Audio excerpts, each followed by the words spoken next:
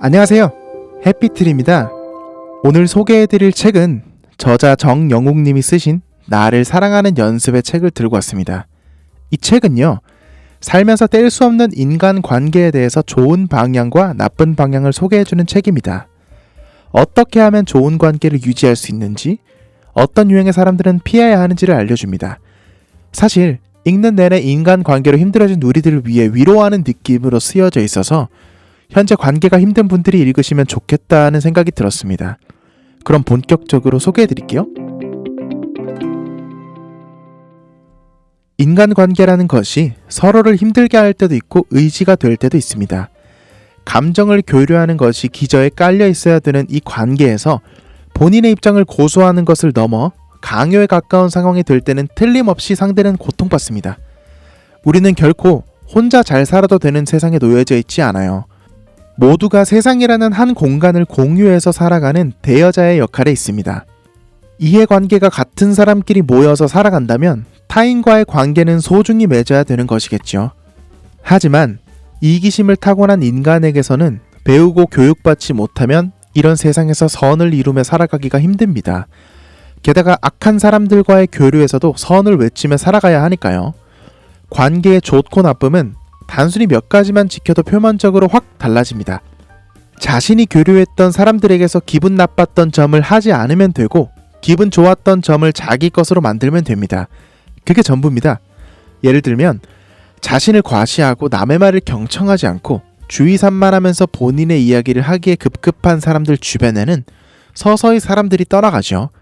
모두가 좋고 싫음을 느끼는 기본적인 태도는 비슷하기 때문입니다.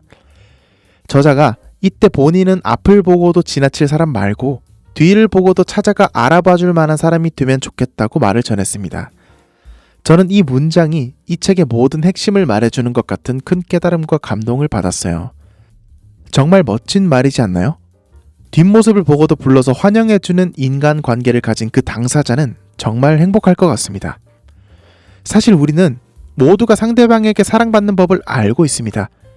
태어날 때부터 무방비가 된 자신을 키워주고 돌봐주게끔 상대에게 호의를 사는 것이 생존 본능으로 자리 잡혀 있기 때문이죠. 하지만 사회라는 벽, 체면과 자존심, 눈치와 수싸움, 얄팍한 것을 얻기 위한 본심 등과 같은 것 때문에 애써 상대에게 그저 호의만 베풀지는 않습니다. 그렇다고 모든 사람에게 착하고 선하게 대하라는 말은 아닙니다.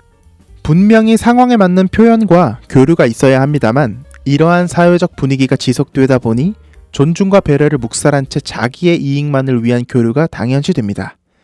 이런 점은 정신을 다시 바로잡고 우리는 같은 목적을 가진 동일한 공간을 대여해서 쓰는 사람들이라는 인식을 되새겨야 합니다. 내가 소중하듯 다른 사람도 소중하죠. 그렇지만 세상에서 나보다 소중한 것은 없습니다. 이 진실은 개개인마다 다 같기에 좋은 인생과 가는 곳마다 행운이 따르기 위해서는 다른 사람에게 베풀고 다름과 틀림의 차이를 알고 대부분 다른 것이니 인정하는 너그러움을 기르는 것이 중요하다고 전합니다. 마지막으로 좋은 관계를 이어가는 방법 대신 피하면 득이 되는 사람을 나열하며 마치겠습니다.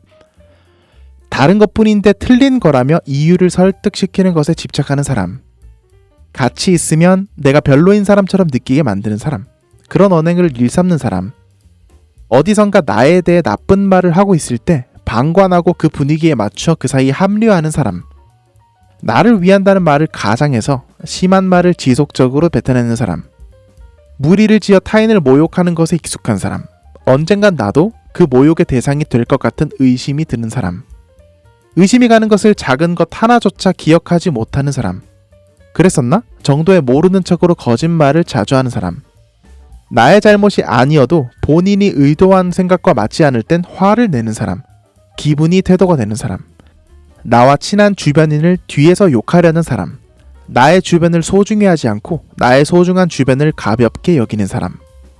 네, 이렇게 좋은 사람을 곁에 두는 것만큼 나에게 해가 되는 사람을 잘 구별해내는 능력도 정말 중요하다 생각합니다. 모든 인간관계의 유형은 다 다릅니다.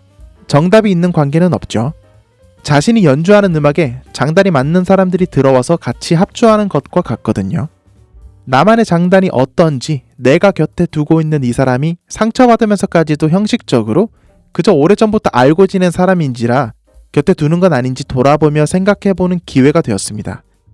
구독자 여러분들께서도 나의 행복한 인생을 위해서 어떤 인간관계를 원하는지, 불협화음이 생기는 관계는 없는지 생각해보시면 좋을 것 같습니다.